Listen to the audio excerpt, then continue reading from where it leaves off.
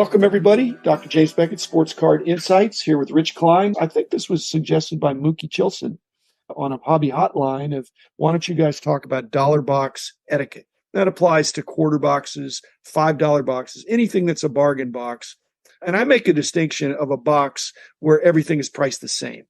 Not a half off box. That's a different animal, or 1/3 off, or 17% off, or whatever. Just, they're all cards are $1. It's easy to think about that. But before I let my compatriot Rich get started here, thanks sponsors: Beckett Media, Beckett Grading, Beckett Authentication, ComC.com, Burbank Sports Cards, Mike Stadium Sports Cards, Heritage Auctions, Hugs and Scott Auctions, Topps, Panini, and Upper Deck. So welcome, Rich. You and I rub elbows at dollar boxes, and I've never seen us elbow each other in an aggressive way, but we're sometimes looking at the same stuff. So what etiquette points do you want to point out? There's a couple of things. One is, don't go into a box somebody's already in, or don't go into a row somebody's already in. I think that used to happen a lot more back in the day when cards were cheaper and it was a lot more competitive.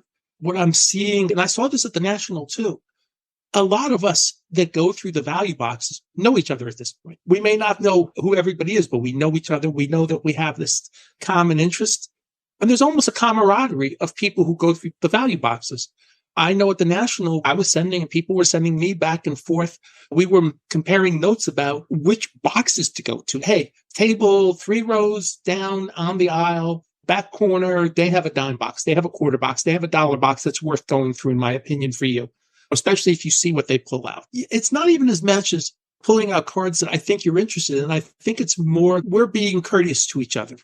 And then if you have a question, somebody will try to answer it. And somebody new may come in and try to be courteous to the people coming new if they have questions. Hey, is this person okay? Yes, this person's fine. Go buy this person. You're fine with it. Or never say, why are you buying this? But you can say, no, I think that's good. And, why are you buying this? I remember I bought a couple Jason Hayward Bowman Chrome rookies last year in a quarter box. And somebody asked me why. And I said, he's with the Dodgers. It turned out he had a really good year. And if the Dodgers had gotten deep in the playoffs, he might have had a good postseason. And at a quarter a card, I thought, Jason Hayward's had enough of his career. He was a key member of the 2016 Cubs. His numbers, he's not going to be a Hall of Famer, but he's had a nice long-term career. And if he caps it with a decent playoff appearance, then I've got a shot to sell that card when the time comes. So, everybody's got a different dynamic in how they buy and sell cards out of the value boxes. You're talking about going to Toronto in a recent video. You give cards to my employer, ComC. Well, ComC is going to be set up at the Toronto Expo. You can definitely give ComC all of the cards you would give ComC instead of having to carry them back and declare it on the plane. You can definitely give ComC all the cards that you buy at the show you think would be good for ComC. But that's the case where you know your audience, you know what you're buying cards for. You might look and say, okay, I like buying these hockey cards from Pacific that nobody else seems to like. Things like that. Rich, first of all, when I'm in the dollar box and you're in the dollar box, I think they know you more than they know me because you're more vocal. I'm quieter. So I'm just minding my own business, but you're so gregarious that you're a magnet. So the magnet that we both are, perhaps to some degree, means that if people are next to us, I don't think I'm being unreasonable, but I don't like people to be slightly ahead of me. If I'm working, from left, I don't want somebody other than perhaps you to be starting on my right so that you're always getting first dibs. I think we're looking for different things, so it's not a problem, but I'd rather have somebody be behind me than ahead of me, or if they're going to be ahead of me, be way ahead. Don't be just like slightly ahead of me. That's agonizing. And then another point is, I don't like to explain to people what I'm looking for because I'm trying to look for a really broad group of things. And so that makes it awkward when I'm going through somebody's stuff and I'll be sociable with the person next to me. What are you looking for? And they'll tell me, and then they'll ask me, well, what are you looking for? And I don't want to say, I'd rather not say. That doesn't seem very nice. But sometimes they'll say, I've seen you pulling out cards like this. Do you have interest in this? And then when they've made the trouble to pull it out, I'm thinking, gosh, do I want to tell them, no, I saw that card. I don't want that card. Do I just put it in my pile and say thank you? But then when I'd done that a couple times, then they start bringing me even more. So I don't like people working slightly ahead of me. I like to start at the left and go to the right, or start at the right and go to the left. I'm probably more left or right, obviously. Usually I just tell people, especially if it's a dime recorder box, well, I'll buy the card no matter what. And there are two guys who've been to my high school that have played Major League Baseball. So I tell them, if you get Harrison Bader or Pedro Alvarez and it's in a dime box, I'll just take it. You're ahead of me and you want to give it to me, that's fine. Or Pedro Alvarez, that's fine. I won't even discuss that. And then there's a lot of the local people know I like the rediscover tops or the heritage stamp tops, and they'll pull those from me too. So I try to create at least a little world where if somebody wants to go to trouble, pull out cards, they at least know a couple things that I would tell them, thank you so much for that, without being a problem. And you're right about being known as the card shop. This has nothing to do with cards, but it's a funny story. Dina and I, my wife, we were at a dinner on Saturday night, and we run into these two women, and one of them was with her husband. As we're walking into the restaurant and we're walking out. It turns out I know the women from walking in the mall early in the morning. And the hostess goes to Dina because one of them comes up and gives me a hug. And the hostess goes to Dina. Is he famous or something? Because the hostess saying, we always run into somebody he knows. And as I say, no, I'm just a little bit known in my business. And she was like, she took it with perfect aplomb, just thinking, yeah, no, this happens all the time with my husband when he's out. It's not a big deal. But this does actually tie into where I'm going to. When you're out with Diane for dinner, how often do people recognize you? Apparently less than you get recognized, Rich. But Diane gets recognized. All eyes are on her, not me. I'm just there. I'm the valet. I'm the driver. But I'm telling the story for a different reason. When I was set up to this very nice guy at the last smaller Dallas card show, and you were shopping his discount table, and you and him worked out a very good deal. And he had no idea who you were until he saw somebody come up to you and say, I just want to thank you for all you've done for the hobby. Then he realized who you were. He said, Mr. Klein, I'm so glad you sat at my... I'm talking about you. You let some customer while you were sitting there buying those cards. I need my Rich Klein mask, maybe. One of the things you're mentioning, when I'm sitting there, a lot of times I'll camp out there because it is fun and it's an endurance event if they've got a lot of boxes and I'm enjoying it. And so it's my office.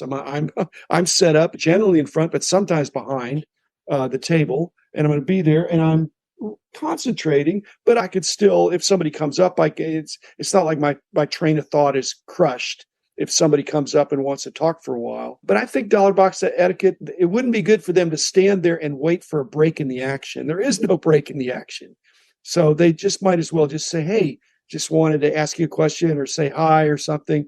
And I don't mind, and take a little time out to discuss it with them. And some of them get invited to the hobby dinners and things like that, where it's more social because I'm distracted by the cards, Rich.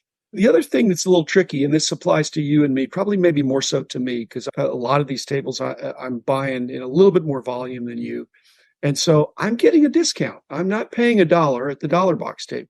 I'm paying less. And I think I want to be private, not for my protection, but I don't want to broadcast that I'm paying less than $1, but I may be buying hundreds of cards.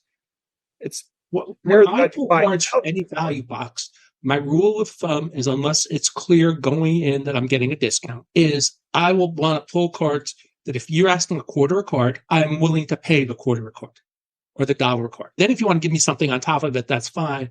But I am satisfied with the price point I'm buying the card at. So if I don't get a discount, I'm still perfectly happy. I'm doing that too. But one of my techniques is I'll say, if I buy a bunch, what would be the quantity price? They say, if you buy a bunch, it'd be 90 cents. I go, what do you mean by a bunch? And they'll say, if you bought 20 or 30 cards or something like that. I said, what if I bought 100 or 500 or something like that? Oh, it'd go a little lower. How much lower? How many would I have to get? And I've already been through a couple of rows to extrapolate that I probably can pick up 500 cards. All of a sudden, they think if he gets to 500, we don't think he's going to get there, then yeah, we'd give him this more substantial discount. But it's worked out in advance, and then I'm prepared to pay it. The other thing that makes people nervous sometimes is I'll whip out a checkbook and pay by a check sometimes. And people, wait a minute, you're taking checks? I say, I'm taking checks from him. I'm not taking checks necessarily from you. So is that bad etiquette? No, because they know your check is good. So it's not But I'm talking about the bystander that's saying, hey, you took his check, but you won't take my check. You can say, I've known him for 30 years, 20 years. I know him well enough where I know his check is fine. I don't know you as long. That's how I used to handle things like that. I have gotten a check in so long, I've forgotten what it's like to get a check. But for example, some of the local dealers, like Duke, I will always ask Duke anytime I start looking through his boxes, if it's $1 box in advance, what price am I buying the card at? Or if it's Ron and Rhett, the Palmers, we have a set price of what I pay them for certain prices. I don't even have to ask. We know what I'm paying them. I can go through and say, okay, fine.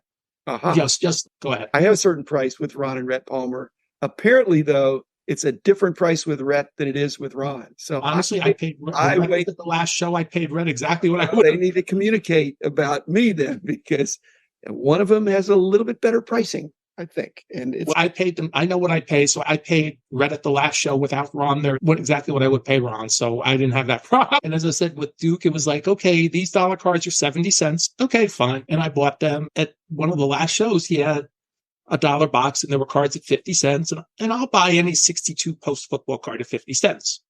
One of them turned out to be Jack Pardee. Much to my surprise, Jack Pardee is a short print. I called Duke and says, Duke, I got to give you some more money. I don't mind a good deal. I do mind seeing a card booking at $80 and Beckett for 50 cents. He's an Aggie. I didn't even realize he was an Aggie. It was more like, okay. One of the episodes we did together was about the first show in Dallas, where you coined that it was a BYOT, bring your own. It was a BYOT. Dollar box etiquette is sometimes BYOB. You have to bring your own box. Otherwise, they give you a bag or they say, here, take your cards.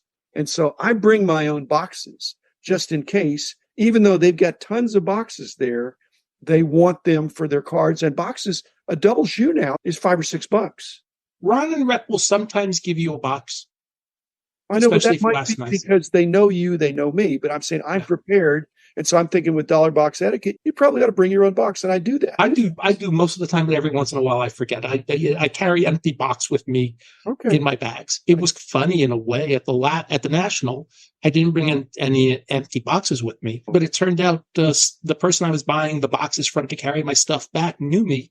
Yeah. And used to donate stuff to the synagogue show. So he sent me this major box later of all sorts of fun things for us. So that became a win. Yes, I gave him money, but then he sent us stuff. And I finally started going through the box, clearing it out. So the next show I'll promote him.